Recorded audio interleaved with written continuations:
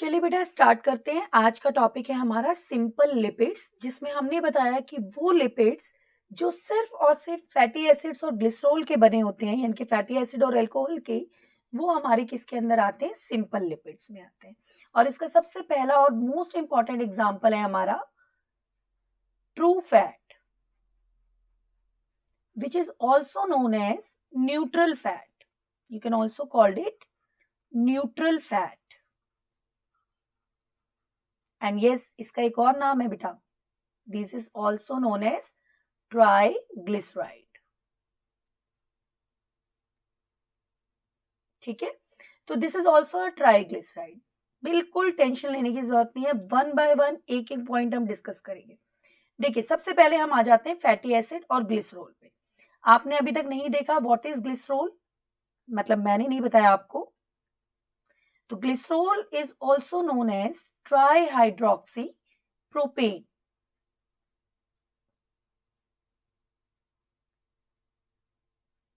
और अगर इसका मैं फॉर्मूला लिखूंगी तो कैसा होगा ये? CH2OH, CHOH and then CH2OH। तो दिस इज आवर ग्लिसरॉल। ठीक है, और फैटी एसिड की अगर हम बात करते हैं तो आपको पता है फैटी एसिड क्या होता है? RCOOH। R हाइड्रोकार्बन चेंज है, और R अक्सर हम वेरिएबल ग्रुप के लिए लेते हैं, क्योंकि अलग अलग फैटी एसिड्स में, जैसे पाल्मिटिक एसिड्स में नंबर ऑफ कार्बन कितना है? 16 है टोटल विद कार्बोक्सिलिक ग्रुप। ऐसे स्टीरिक एसिड में नंबर ऑफ कार्बन 18 है। तो ये चेंज होता रहता है, इसलिए हमने कॉमनली क्या ले लिया? R ले लिया। अब ट्राइग्लिसराइड से पहले हम समझेंगे व्हाट इज आर मोनोग्लिसराइड।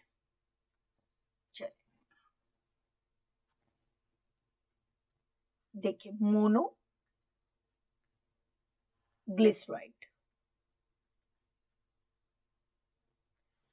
तो मोनो का मतलब क्या होता है? आपको पता है कि मोनो मीन सिंगल। तो अगर सिंगल फैटी एसिड किससे अटैच है? ग्लिसरॉल से अटैच है, then it comes in our monoglyceride. ठीक है, जैसे कि मान लो मैं ग्लिसरॉल का पहले स्ट्रक्चर बना लेती हूँ ताकि आपको आसानी से समझ में आए। CH2OH, देन आपका CHOH एंड देन आपका अगेन CH2OH। अब इसमें क्या हम जोड़ रहे हैं? 1 मॉलिक्यूल ऑफ फैटी एसिड। तो मैं इसको R1 लिखूं और मैंने क्या लिख दिया? COOH। तो क्या होगा? ये हाइड्रोक्सिल ग्रुप और ये हाइड्रोजन मीन्स क्या रिमूव हो जाएगा? आपका वाटर रिमूव हो जाएगा।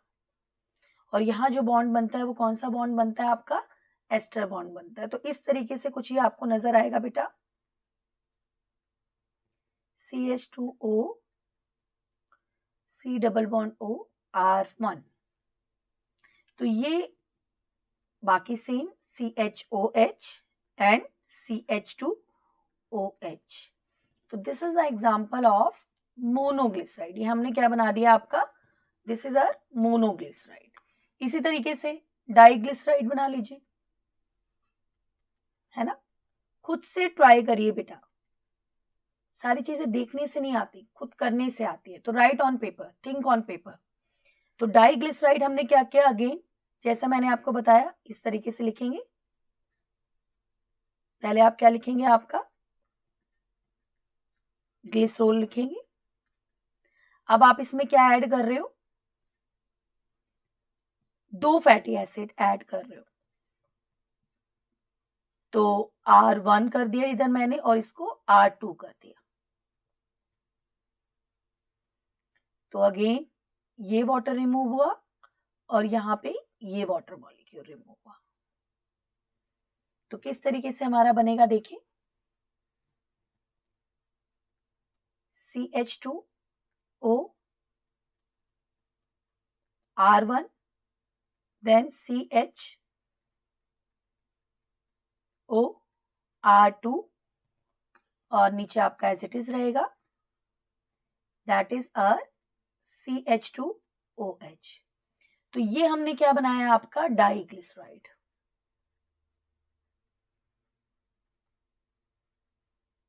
This is our diglyceride.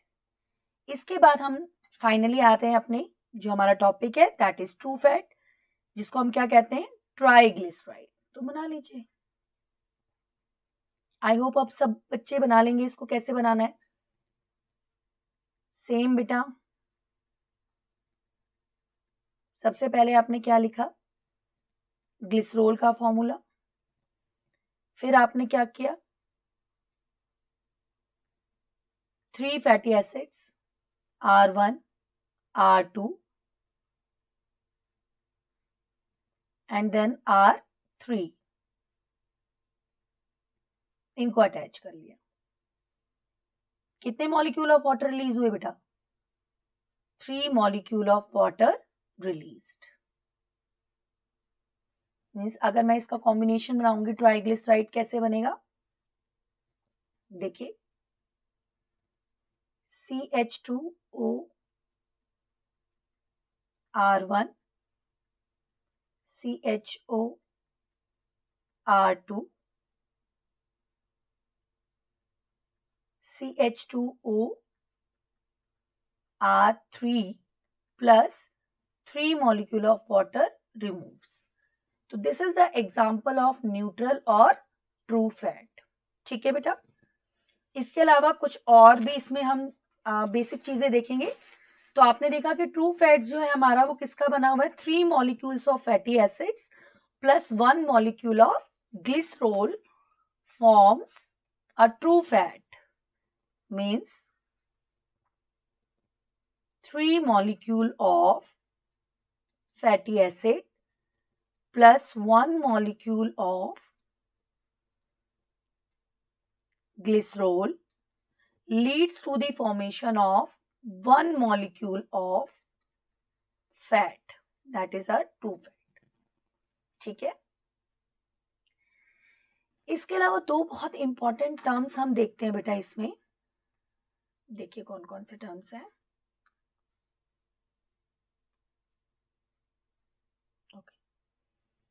One is PUFA, PUFA, फूफा जैसा लग रहा है ना, and second is a MUFA, MUFA। बहुत सिंपल है बेटा, देखो what is the full form of PUFA। तो P means poly, U means unsaturated. Unsaturated का नाम आते ही दिमाग में क्या आना चाहिए, डबल बॉन्ड, है ना। तो अगर एक से ज्यादा डबल बॉन्ड प्रेजेंट है तो that is poly, poly means many, है ना, many double bonds, fatty acid. और MUFA means mono, means single, unsaturated fatty acid. देखो पोली अनसैचुरेटेड फैटी एसिड और mono unsaturated fatty acid. Poly मतलब जिसमें 2 या 2 से ज्यादा डबल बॉन्ड्स हो।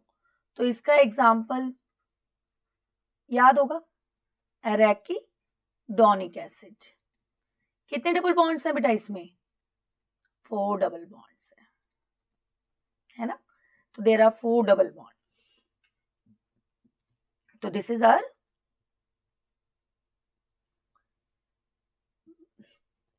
पोली अनसैचुरेटेड फैटी एसिड। और मोनो का एग्जांपल, सॉरी बेटा, मोनो का एग्जांपल हमारा आता है ओलिक एसिड, जहां पे क्या है, सिंगल, है ना, there is single double bond is present. अब आपको पता है कि जो प्यूफा है basically poly unsaturated fatty acid, why it is important, ये इंपॉर्टेंट क्यों है। तो बेटा these fatty acid recommended by doctors to those persons who are suffering from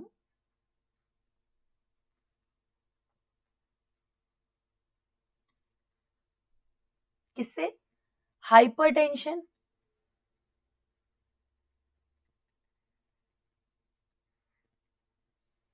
high blood cholesterol,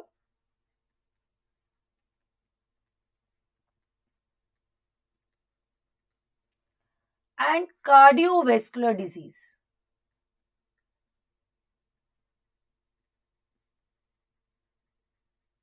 ठीक है, तो डॉक्टर्स जो होते हैं वो रिकमेंड करते हैं किसके लिए, पॉली अनसैचुरेटेड फैटी एसिड, जो ऑफ कोर्स हमें किससे मिलता है, प्लांट से मिलता है।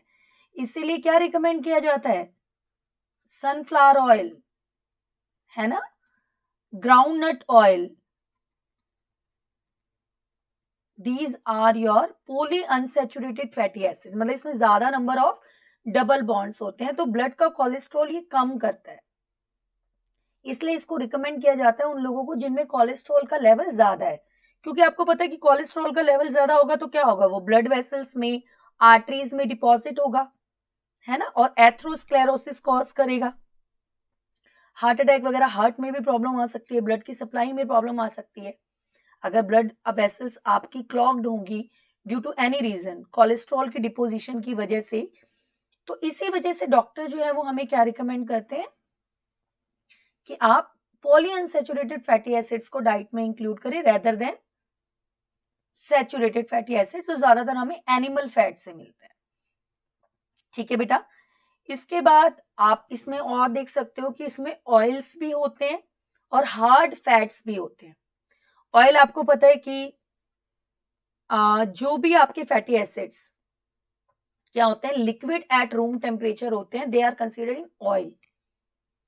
लेकिन कई बारी कमर्शियल वैल्यू के लिए उन ऑयल्स को हार्ड फैट में क्या किया जाता है, कन्वर्ट किया जाता है by the process of hydrogenation.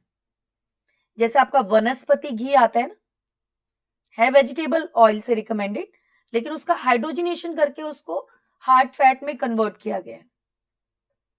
तो इस तरीके से हार्ड फैट भी होते हैं और ऑयल होते हैं, जनरल मैंने आपको बताया। इसके बाद आते हैं हम इसी में सिंपल लिपिड्स में जो दूसरी इंपॉर्टेंट चीज है, दैट इज आवर वैक्सेस। तो देखिए वैक्सेस में हमने किसके बारे में पढ़ना है, यहाँ पे प्लांट वैक्स के बारे में और आपके एनिमल वैक्स के बारे में। चलिए सबसे पहले प्लांट वैक्स के बारे में डिस्कस करते हैं। देखिए प्लांट वैक्स में एक आपने देखा होगा क्यूटिन मटेरियल होता है, जो कि क्यूटिकल वर्ड आपने सुना होगा, ठीक है, जिसमें ये प्रेजेंट होता है, means it is present in cuticle. जो लीव्स होती है ना, लीव्स का जो सरफेस होता है आपने पढ़ा होगा कि लाइक लीव्स की ये अपर एपिडर्मिस है, this is a lower epidermis, है ना। तो sometimes to reduce the rate of transpiration, क्योंकि because it is impermeable for water as well as gaseous exchange, तो उसको रिड्यूस करने के लिए ये क्या प्रेजेंट होता है, इसे क्यूटिकल की फॉर्म में ये अपर एपिडर्मिस पे प्रेजेंट होता है। ठीक है, इसके अलावा बेटा it covers the upper surface of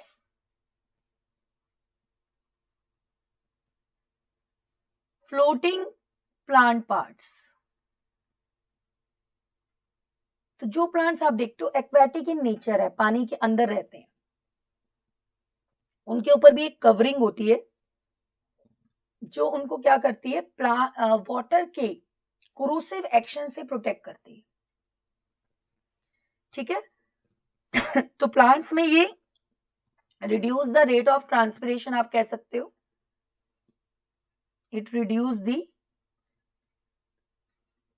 rate of transpiration in land plants. तो लैंड प्लांट्स अगर हैं तो लीव्स अपने सरफेस पे कोटिंग कर लेती हैं वैक्स की, जो कि वाटर लॉस होने से उसको प्रोटेक्ट करती है। और अगर आपके एक्वेटिक प्लांट्स हैं तो ऑब्वियसली ये फ्लोटिंग एरियाज जो फ्लोट करते हैं प्लांट्स, इनपे वाटर का से प्रोटेक्ट करने के लिए जो है ये इसके ऊपर लेयर बनाता है। ठीक है, तो this is all about our plant wax. Second आता है हमारा एनिमल वैक्स। देखिए एनिमल वैक्स में हम पढ़ेंगे किसके बारे में, सबसे पहले लेनोलेन, फिर हम पढ़ेंगे किसके बारे में, सीरुमेन। फिर हम पढ़ेंगे बी वैक्स के बारे में।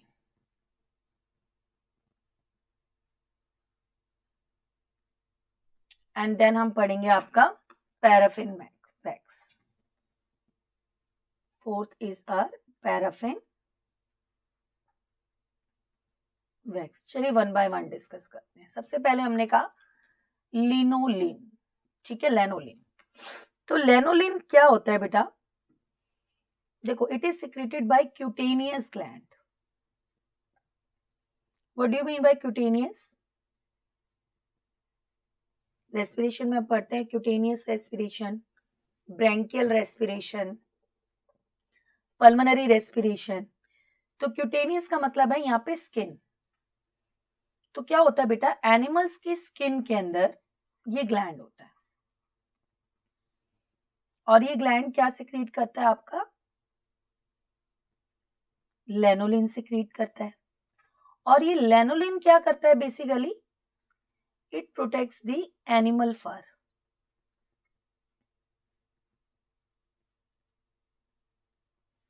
तो ये जो आपके एनिमल फर होते हैं ना, मतलब जानवरों के ऊपर जो फर, मतलब जो हेयर्स प्रेजेंट होते हैं, उनके ऊपर एक प्रोटेक्टिव कवरिंग बना देता है, ठीक है। This is the function of your lanolin. Second बेटा cerumen. Cerumen is also known as ear wax. अब आपको ईयर से समझ में आ रहा होगा, हमारे कान के अंदर जो वैक्स है दैट इज योर एरुमिन, सेरुमिन। ऑब्वियसली ये भी कौन सिक्रेट करेगा? This is also secreted by cutaneous gland which is present in our ear drum, जो हमारे ईयर ड्रम में प्रेजेंट होता है। और वो ये सिक्रेट करता है, क्या सिक्रेट करता है आपका? सेरुमिन। अब इसका फंक्शन क्या है? ये लुब्रिकेट करता है basically, it lubricate our ear drum. तो इट लुब्रिकेट ईयर ड्रम। इसके बाद आते हैं बी वैक्स।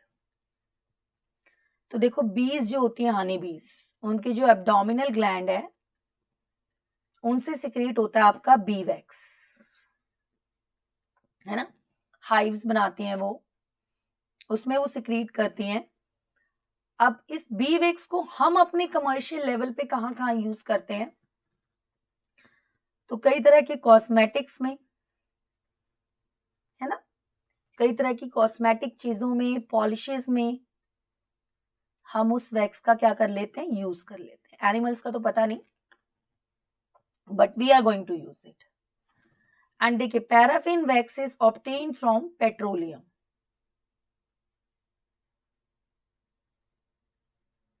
पैराफिन वैक्स किससे ऑब्टेन की जाती है? आपके वेट, पेट्रोलियम से ये ऑब्टेन की जाती है। कहां कहां यूज होती है बेटा ये? कैंडल फॉर्मेशन में,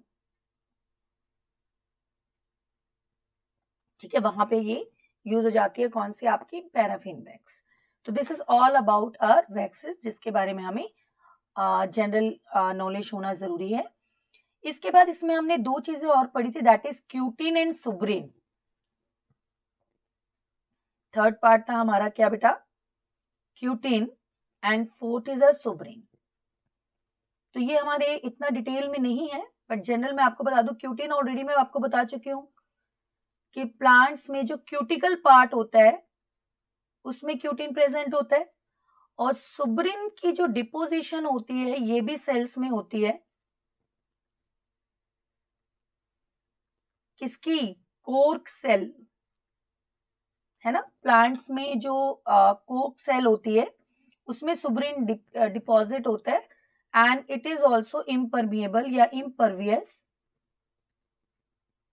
फॉर गैसेस एक्सचेंज।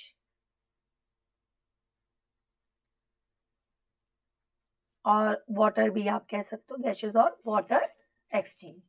तो जितना हमने ये ऑलरेडी पढ़ा हुआ है सुब्रिन के बारे में, जो हमारे आपका जो प्लांट्स का चैप्टर है उसमें हमने ये सारी चीजें, सुब्रिन का ऑलरेडी नाम डिस्कस कर रखा है।